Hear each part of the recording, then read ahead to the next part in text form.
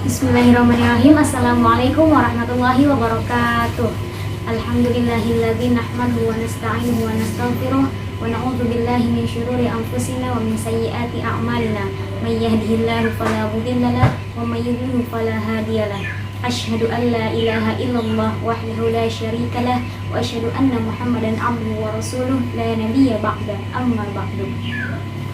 Alhamdulillah, puji syukur kehadirat Allah Subhanahu wa Ta'ala yang telah memberikan kita beribu-ribu nikmatnya, mulai dari nikmat iman, nikmat sehat, hingga nikmat ilmu. Dan tak lupa pula sholawat serta salam kita haturkan kepada junjungan besar kita Nabi Muhammad SAW yang telah menuntun kita sebagai umatnya ke zaman yang penuh dengan ilmu seperti sekarang ini. Baiklah, perkenalkan saya Wafa Rizkia Adira, mahasiswi semester 3 Prodi Pendidikan Bahasa Arab UIN Sunan Kalijaga, Yogyakarta. Dalam video kali ini, saya akan menyampaikan sebuah resum dari buku sebagai bentuk akhir UAS mata kuliah Filsafat Pendidikan Islam.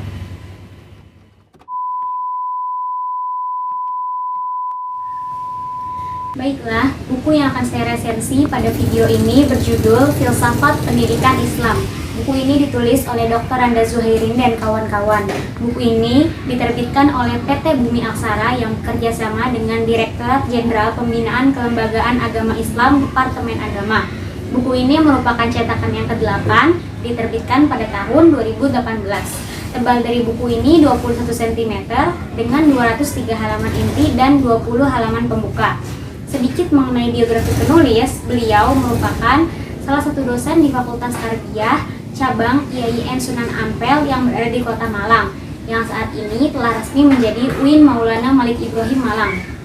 Nah, selanjutnya mengenai filsafat pendidikan Islam. Tentunya tidak terlepas dari 3 kata pokok, yaitu filsafat, pendidikan, dan juga Islam.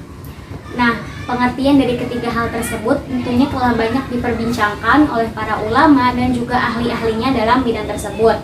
Dari beberapa pengertian yang telah saya baca, kesimpulannya ialah bahwasanya filsafat merupakan salah satu cara berpikir radikal, akar, mendalam, dan menyeluruh, atau salah satu cara berpikir yang mengupas sesuatu hingga sedalam-dalamnya.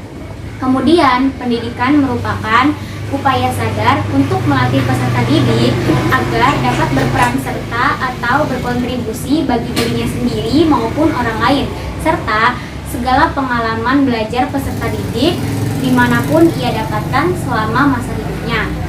Yang terakhir, Islam. Islam merupakan agama yang diajarkan oleh Nabi Muhammad SAW yang berpedoman pada kitab suci Al-Quran, di mana kitab suci Al-Quran diturunkan ke dunia ini melalui wahyu Allah Subhanahu wa Ta'ala. Nah, dengan demikian, filsafat pendidikan Islam dapat diartikan sebagai studi tentang pandangan filosofis dari sistem dan aliran filsafat dalam Islam terhadap problematika-problematika kependidikan dan bagaimana pengaruhnya terhadap pertumbuhan juga perkembangan umat Islam. Nah, di samping itu, filsafat pendidikan Islam juga dapat diartikan sebagai studi tentang penggunaan dan penerapan metode dan sistem filsafat Islam dalam memecahkan problematika pendidikan umat Islam, serta memberikan arah dan tujuan yang jelas terhadap pelaksanaan pendidikan umat Islam. Selanjutnya, pembahasan pada buku ini dikelompokkan menjadi 4 bagian, yaitu bagian yang pertama mengenai kedudukan filsafat dalam kajian pendidikan. Nah, pada bagian ini juga terbagi lagi menjadi beberapa bab, yaitu arti filsafat dan perkembangannya, analisa filsafat dan teori pendidikan, serta aliran-aliran dalam filsafat pendidikan. Itu tadi bagian yang pertama.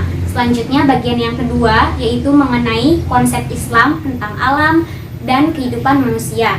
Nah, adapun hal-hal yang dibahas pada bagian ini ialah hakikat dan pengertian Islam, hakikat manusia, manusia dan alam, juga konsep Islam tentang kehidupan manusia. Nah, selanjutnya bagian yang ketiga yaitu mengenai filsafat pendidikan Islam sebagai suatu sistem. Nah, di dalamnya ini membahas tentang filsafat Islam dan pendidikan, metode dan peranan filsafat pendidikan Islam, serta perkembangan dan pemikiran-pemikiran baru dalam pendidikan Islam. Nah, bagian yang terakhir yaitu bagian yang keempat mengenai konsep-konsep filosofis tentang pendidikan Islam.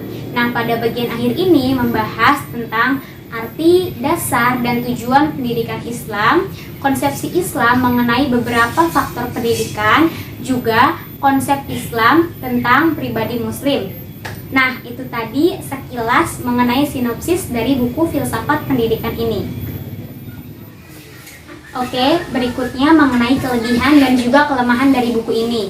Nah, menurut saya kelebihan dari buku ini mengenai penulisnya yang tidak hanya dituliskan oleh satu orang saja, sehingga saya rasa menjadikan buku ini memiliki lebih banyak sumber referensi. Kemudian kelebihan yang kedua terletak pada cover buku yang menarik, mulai dari pemilihan font huruf pada penulisan judulnya.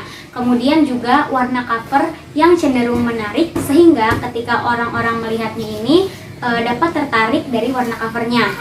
Nah, kemudian pembahasan yang terdapat di dalam buku ini yang cukup banyak, akan tetapi dapat dikemas secara ringkas, padat, dan juga jelas.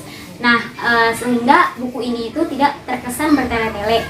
Kemudian buku ini juga cocok dijadikan referensi bagi kalangan umum maupun mahasiswa, khususnya yang mempelajari filsafat pendidikan Islam.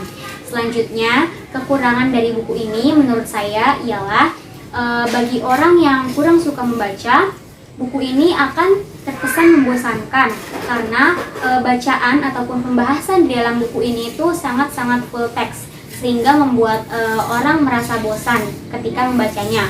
Kemudian buku ini juga tidak terdapat biografi dari penulis, di mana biografi penulis ini merupakan salah satu hal umum yang biasanya terdapat pada setiap buku.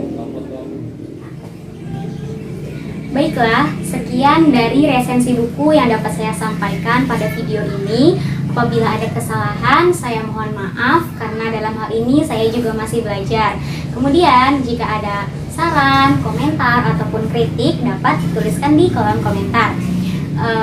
Cukup sekian, kurang lebihnya saya mohon maaf. Semoga dapat bermanfaat. Wassalamualaikum warahmatullahi wabarakatuh.